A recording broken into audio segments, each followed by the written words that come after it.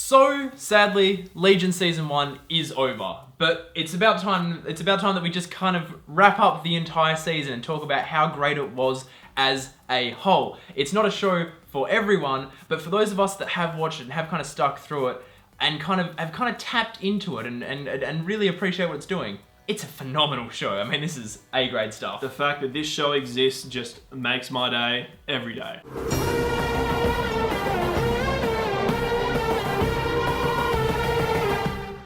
That's the biggest thing for me is by the end of this season is the fact that this show can actually exist, that producers and a studio can let this show happen. Let someone have this much creative control is unbelievable. Like, it's so exciting moving forward to see what Noah Hawley does with the next season. And it's just so exciting that we can live in an era of film and TV where a show like this can happen. And for us at least, this is the outright best thing that has happened to superheroes in general on screen since Nolan's Batman trilogy. Yeah. This is honestly the forefront of creativity, not just in superhero kind of films and TV, but just in general. This show is just creative beyond anything I've seen in a long time. And that's why we really need you to watch it. We're going to start going into spoilers now for the season, so if you haven't seen the show yet, please make sure you do. Please give it a chance because it is so worth it. There's so much to get out of it. There's so much to keep diving into. It's just honestly worth seeing something that's this refreshing and inventive and new. You can't just keep watching the same stuff all the time. You got to try new stuff. This is it. So yeah, save this video, come back later because we're about to go into some spoiling territory.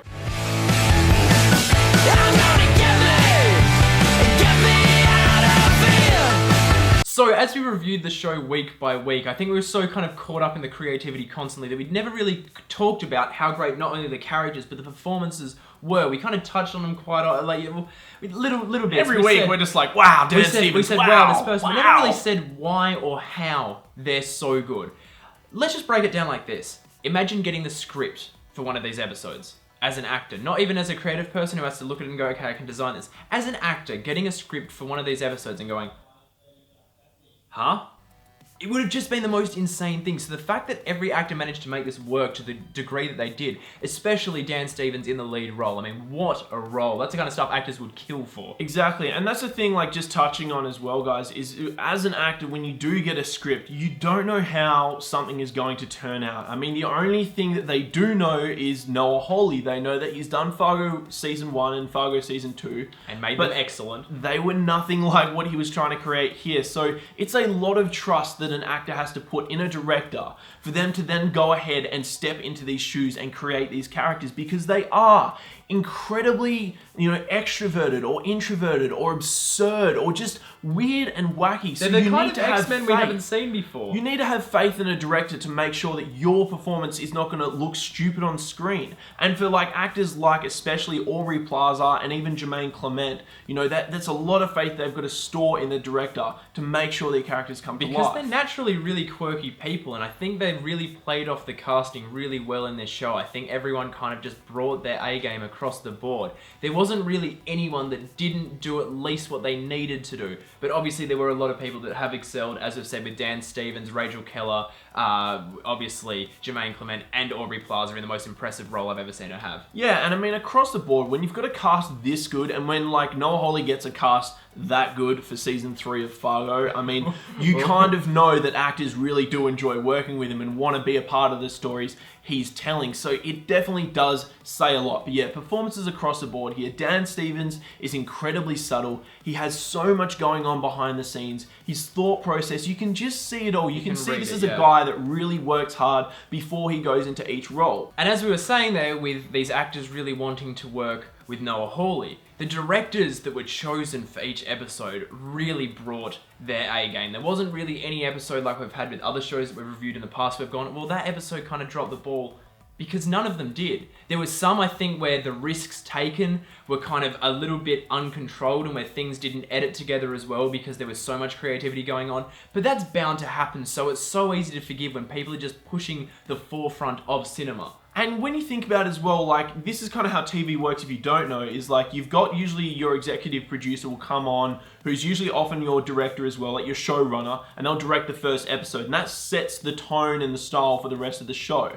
So for Noah Hawley to come on and direct the first episode the way he did, and to somehow keep it that consistent throughout, is so impressive. And the fact they managed to also make it so inconsistent at the same time. Yeah. And the fact that we managed to put black and white scenes into like the final episode or the second last episode, and we started to have just, I mean, the most impressive part of this show, and it's when it looked its best, because goddamn, if this is not one of the top 5 best looking shows ever made, then I'll be damned. But basically, when they started working with the idea of letterboxing, so they actually shot certain sequences of this show on cinema lenses, hence why it's not only the black bars that come in, but an actual different look to it. That stuff looked so good. I haven't necessarily worked out the reason why they were doing that. I think it's because the show itself is getting split personalities by having it framed in different ways, which is kind of genius. But even if that's not the case, the show just managed to take it to the next level visually with those sequences, because they all looked just like amazing. If everything on TV was shot like that, woohoo! Or just simply even enhancing those scenes as well, like at the most basic level. All it does is just take it to a more cinematic level. So it brings you out of your lounge room when you're sitting in it, or in your bedroom watching on your phone. God damn it, if you're watching Please it on don't watch your phone. this stuff on your phone. But it just takes you out of that headspace and puts you further into the world that they're creating. God damn, imagine this show in 3D. How insane that Oh would be. man, I mean, what a trip. It's already euphoric enough as it is. And we must also say the music choices were constantly perfect. Watching the characters kind of develop and grow, and the characters actually triggering certain creative sections. There's so many great moments in this that we can't even possibly begin to list them all. There were so many inventive things done with the camera that we just hadn't seen before at all. I mean, it honestly was just out of control in the creative field. Like, just kind of everyone had their own story to tell, and somehow it all kind of felt as though everyone was individual, but it all worked together. I mean, like, back to the score, Jeff Russo just did such an amazing job. In Fargo Season 2, he did a piece for Rachel Keller's character in that season, which was kind of like this really high-pitched sound. We'll play it for you now.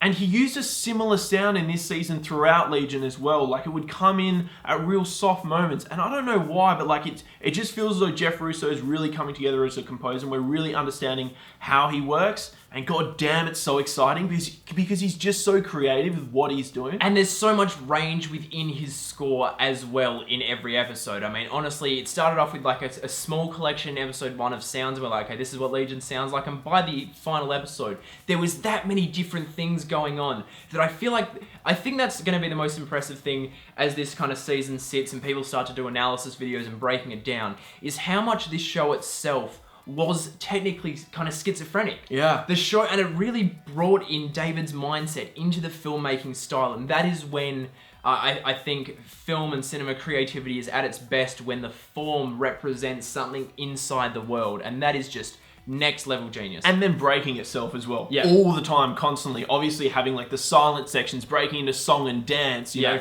breaking into like songs just like playing through scenes. Like, it was just constantly like setting rules for itself and then breaking them. And that's just something that is so very rarely seen. I don't think I've ever seen it done in TV quite like this. And I mean, look, people were always going to have an issue with getting into this show. I think after we saw that first trailer, we're like, this looks amazing. When we saw the first episode, our minds were absolutely blown. We thought it was spectacular from the get-go, and it only got better. But we can fully understand why people will not be able to connect with this show. It does not give easy answers, and when it does answer those questions, it's in a really different formula. It doesn't go, hey, we're answering the question now. It kind of just lets it happen, and then when you finish watching the episode, you go, oh, I now know why that is. And you don't really think about it because it's really, really smartly told. And I think in the age of kind of Netflix shows and all that other thing, I think the superhero fans that watch a lot of the stuff on, you know, CW and Netflix like that, this is far removed from that, and some people just won't like it because of how different it is. But I really, really think this is the show that people had to give a chance. I think you just got to give it a shot though, you know? Like, for example, take this.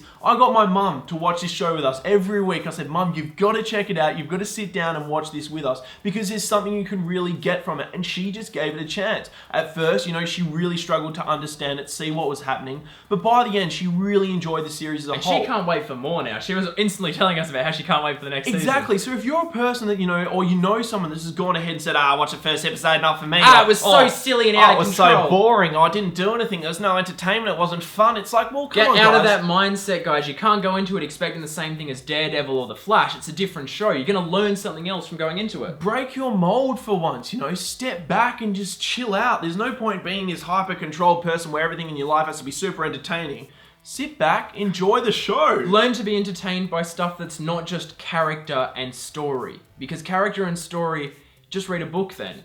You know, like film and TV is a different thing. We have this visual and sound that just evolves in new ways, and we can't just constantly have everything be pure realism. When characters come along, when people come along and make a show like this, it needs to be respected. Because it is honestly one of the greatest shows we have ever seen. And I think it will continue to grow that way. And yeah, and I mean, like, just lastly on that as well, it's like, well, I do understand at the end of the day, even though we say all that, some people just won't like it, and it really just isn't their cup of tea, which is fair enough, but at the same time, don't you dare go and disrespect this show. Yeah. Because that shit... Don't go around saying it's bad, because you'd just be wrong. Bad or boring, that shit's just... Yeah, I want to take that. And finally, as the mysteries got evolved, obviously the Shadow King is still around. He is going around for the next season. We have seen people saying, oh, I wish they'd fought and got rid of him this season. But if they are going into the fact that the next season we're going to explore who David's father is, and we're going to find out if it is really Charles Xavier or whether it's someone else that we don't know please get Patrick Stewart. Would be really cool. Or, I don't mean, it could be James McAvoy. They could do either. Either would be just as cool. But basically, I think it's really cool that they've got the Shadow King around for a second season, because it would be even better seeing David and his dad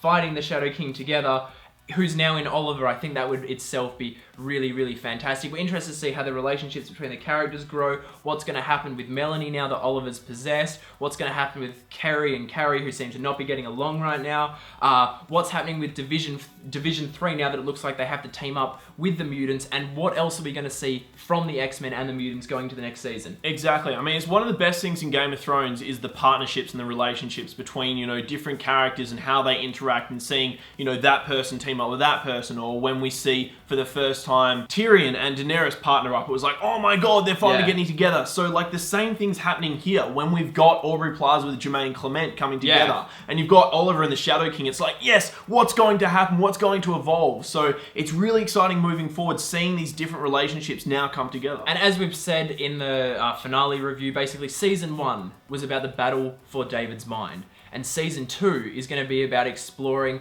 who David is and where he fits into the world, and that is a very, very exciting prospect. What an intro. Obviously we had that post-credits thing as well, which we still haven't worked out what was going on, but that's fine. We're more than happy to wait. We cannot wait to see this show come back. We are hoping that you have enjoyed it as much as we have. I'm sure if you're still sitting here through this review, it's because you really, really enjoy the show. So yeah, that's basically our thoughts on the first season. It was a near perfect first outing, and that is a very, very rare thing. Just absolutely incredible. Just thank you, Noah Hawley, once more. What a guy. We cannot wait for Fargo Season 3 as well. If you haven't seen his other show, Fargo Season 1 and Season 2, my god, go and check that out. Check them out right now. They are like they're like Breaking Bad level good. They're kind of that same type of thing, and they're just as good. So that was our review of Legion Season 1. Absolutely banging. We both loved it. What did you think of it? Let us know in the comment section below. And while you're down there, it's probably worth hitting our subscribe button so you can see more about Legion in the coming year, as well as much more. And don't forget to check us out on Facebook, Instagram, Snapchat, and Twitter, all at Breaking Banter.